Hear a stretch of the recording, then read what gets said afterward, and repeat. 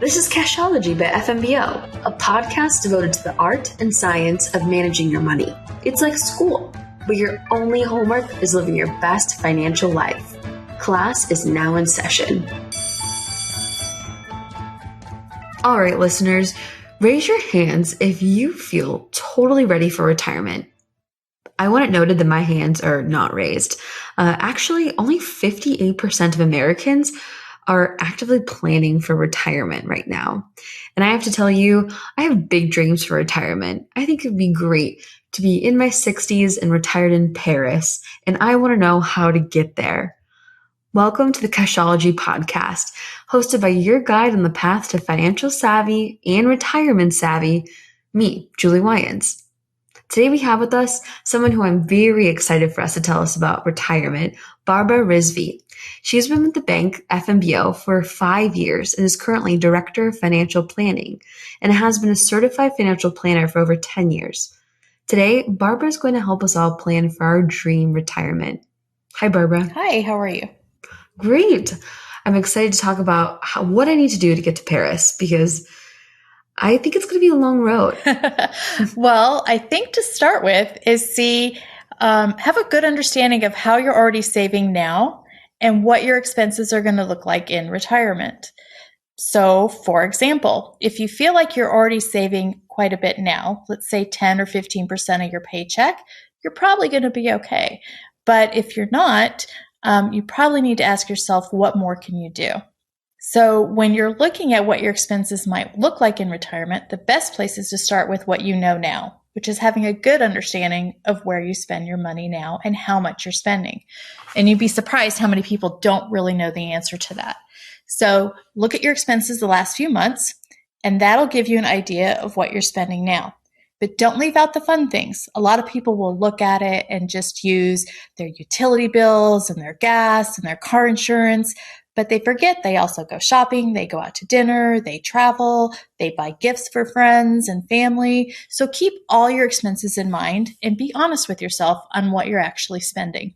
The next thing is, as you get closer to retirement, this will be easier to do, but then how might those things change in retirement? So if you're close to retirement, you have a good idea of what you're doing now. But the question is, when I'm retired, will I spend more or less? A lot of times you'll hear them say in the media, plan on spending about 75 to 85% of your take-home pay in retirement. But that's not necessarily true for everyone. We see a lot of clients who their first 10 years of retirement maybe spend more. Now they have time to travel more, they go out to eat more, they meet friends for lunch more often. So their expenses sometimes actually go up, not down. But then later in retirement, as we all age, we all slow down a bit. They might travel less, they might eat out less, and their expenses will likely go down a little bit. But the first 10 years or so of retirement, a lot of people actually spend more or at least the same amount as what they're spending while they're working. So I would say the first thing is know what you're spending now and have an idea of how that might change in retirement. And you can phase that over 10-year periods in retirement. That's really interesting. I hadn't considered the fact that I'd probably be spending more because I have more free time during retirement. I mean, it's a really good point to factor in, at least in those few years, because travel is definitely on my list, like I just talked about. I'm really interested, though. Obviously, we all want to have a savings plan, but how early should we start saving? And then with that, how should I be saving? I mean, is a 401k sufficient, or is there more that I should have? Sure. That's a great question. And obviously, the best answer as far as when to start saving is definitely with your first job. If you start taking that money out of your very first paycheck, you're accustomed not having it and not spending it, which is a good thing. It's very hard to take money away from yourself later that you're used to having. Basically, most of us live within our means. So if you're giving yourself more money to spend now by not saving for retirement, it's going to be harder when you start taking that away. So the first thing you should do is start with your very first paycheck. If that's too late and that's already happened, then start with your next paycheck. The sooner you start, the better. And that's because the earlier you put it in, the more years it has to grow, and all that growth compounds upon itself and leads to a much greater balance for your retirement. But before you invest, you need to ask yourself some questions. Do you already have an adequate emergency fund? Because one of the greatest things that can sidetrack you in retirement, or any point in your life, to be honest with you, is not having an emergency fund for when those unexpected things happen. And maybe that's you need a new car well before you thought you would, or you have an unexpected medical expense. You never know what life's going to throw your way. So you always want to have, I like to say, about 6 months of savings, of living expenses saved up. That should be enough to handle a furnace repair or a temporary job loss or things like that. So while the word on the street is you usually have 3 to 6 months, I'm a lot more comfortable when people have 6 months saved up. We actually did our first podcast about emergency savings. So if any listeners are interested in learning more about that, go listen to episode 1 of the Cashology podcast. So then the next thing you have to ask yourself is, after you've kind of built up your emergency fund and you have money to save, what is your goal for those savings? Are they retirement or are they more near future? If they're for something more near future, for example, you know in the next couple of years you're going to need to buy a new car, or you're going to be putting a down payment on a home, then you don't want that money in the stock market. So for that money that you're going to need in the next 2 to 3 years, don't put that in the stock market. Put that in your savings account or a CD. We know those aren't paying much interest, if any at all right now, but that's the only way you can make sure you're not going to lose that money and have it gone when you actually need it in the next couple of years. The stock market does give you really good long-term growth potential, but on the short term, you can hit some hiccups, and you don't want that with the money you're going to need in the next 2 to 3 years. If this is long-term money and you don't need it for the next several years, then putting it into investment accounts can be a really good thing. That's when you kind of start to think, what should I be doing with it? So the general rule of thumb there is, if you have money or have access to retirement account through your employer, and whether that's a 401k or a 403b, anything that you have through your employer, if your employer gives you any sort of matching to your contribution, you want to take advantage of that first. So you will contribute the minimum amount necessary to get the full employer match. For example, if you're put in 3% and your employer matches 100% up to 3%, you just gave yourself a 3% raise for your retirement. So you never want to forego employer matching. The next thing you're going to want to look at is the healthcare accounts. If you have an HSA, so a health savings account, you will want to contribute to that next. The reason for that is, contributing to an HSA account, those contributions are the only money that you will earn in your life that will be truly tax-free. You put any money that you put into the HSA goes in pre-tax, it grows tax-free, and when you take it out for qualified medical expenses, it comes out tax-free. There's no other dollar you will ever earn and save that will be truly tax-free except for an HSA. So after contributing to the employer match amount in your retirement account, the next thing, if you have an HSA, this next step would be to do that. Putting it in there is great, but if you don't have it grow to take advantage of that tax-free growth, then you don't gain the advantage of that. So typically what we would recommend there is keep as much as your annual deductible is. So maybe your annual deductible on your healthcare plan is $2,500. Don't invest that, because if you ever need it, you want to make sure that that is there. But once you've saved more than the $2,500, then you can start investing it. And if you're young, I would go ahead and invest that, in something that's going to grow a lot. So typically more stocks. If you're closer to retirement, you're going to want to be a little bit more conservative so that you don't run the risk of losing it before you need it. But you have all the same investment options as an HSA that you typically do in a retirement account. So you can take as much risk or as little risk as you want with that. But keeping that cash balance equivalent to 1 or 2 years of deductible and investing the remaining balance in accordance with your risk tolerance will allow you to grow that and take as much advantage of that tax-free benefit as you can. The next thing you want to consider is, what's my tax rate now versus what is it going to be when I retire? So if you're young and maybe in your 20s or 30s and your tax bracket right now is relatively low to what you expect it to be as you grow closer to retirement, contributing to a Roth might make more sense than to a traditional 401k. So if your employer offers a Roth account, you would want to do the Roth component. Or if you're eligible for a Roth IRA, depending on your income, you would want to put money in that. However, if you're later in life and you're in the highest tax bracket you've ever been in your life and higher than you expect it to be when you're in retirement, it makes more sense to put that in a traditional pre-tax IRA contribution.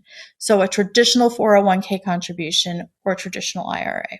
Then, if you still have money left after maximizing those, the next best place to put that money is in just a traditional brokerage account. So that's if you were to open up a brokerage account at any of the many brokers that are out there, or if you have somebody helping you manage your money. It's what's called a taxable account. And the reason for that is that money goes in after tax. So it's just extra savings you have left over after you've saved in all these other areas and you've paid your bills.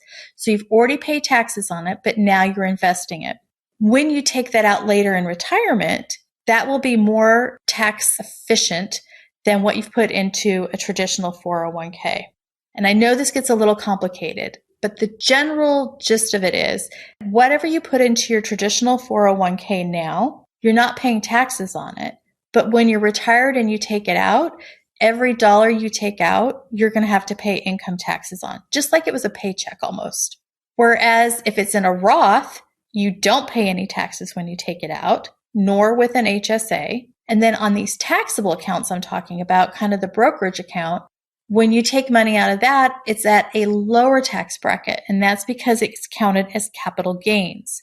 And for those of you who don't know, capital gains tax rates right now, according to current tax law, are much less than income tax gains. So it gets a little complicated and it gets a little messy. So working with a financial planner is a good way to kind of help you sort through all of that. I appreciate, Barbara, that you really took into account that everyone's in a different stage of life and has a different risk appetite. So there's definitely different routes you can go down to saving for retirement, and it all depends on your personal preferences.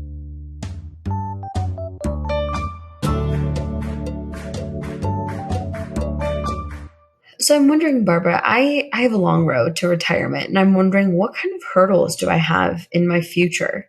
I think the biggest hurdles that people earlier in their working careers will run across are unexpected expenses. So that's where that emergency reserve that we talked about comes into play and why that's so important.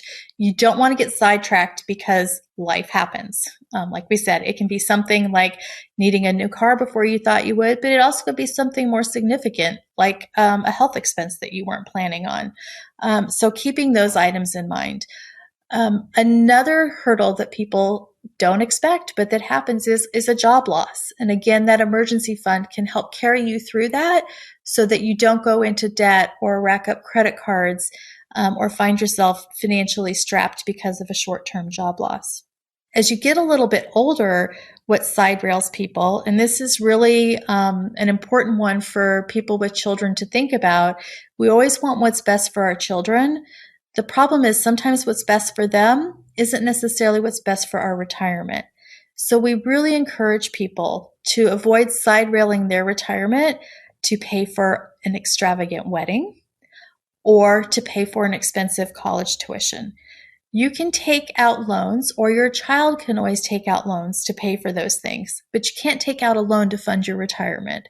So be careful. We all want to do what's best, and you should do what you can, but not at the jeopardy of your own retirement. One other thing that I think that people tend to do, and this is just a part of our culture, we're a very consumer-driven culture. So if you feel like you can't find money to save, it's probably because you're spending too much. And so really taking a look at, do I really need the newest cell phone that just came out? Or do I really need that new big screen TV?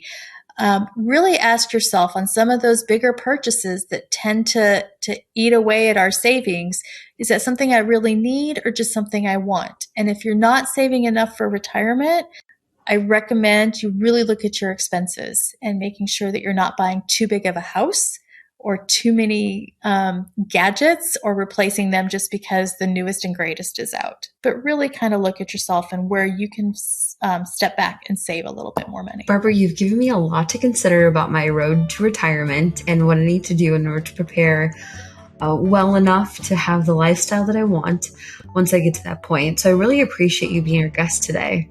Well, thank you. It's been my pleasure. And if anyone who's listening wants to learn more about savings, go to fmbo.com. And thank you for listening. Don't forget to subscribe and keep an eye out for more Cashology episodes coming your way soon. This podcast was recorded on October 19th, 2020. It should not be copied, distributed, published, or reproduced in whole or in part without permission. The information contained in this podcast was obtained from sources considered to be reliable as of the day of this recording. However, it is subject to change without notice. Neither First National Bank of Omaha nor any of its affiliates make any representation or warranty as to the accuracy or completeness of any statements or information contained in this recording, and expressly disclaims any liability arising therefrom. Neither First National Bank of Omaha nor any of its affiliates are providing any financial, economic, legal, accounting, tax, or fiduciary advice or recommendations in this podcast. The information and statements contained in this recording should not be relied upon for any transaction. Neither First National Bank of Omaha nor any of its affiliates make any representation or warranty, express or implied, as to the accuracy or completeness of any statements or information contained in this recording, and any liability arising therefore is expressly disclaimed. Investment products are not FDIC insured, not a deposit or other obligation of the bank, not insured by any federal government agency, not guaranteed by the bank, may lose value. For First National Bank of Omaha, deposit products are offered by First National Bank of Omaha, member FDIC. The Cashology Podcast, copyright 2020, First National Bank of Omaha.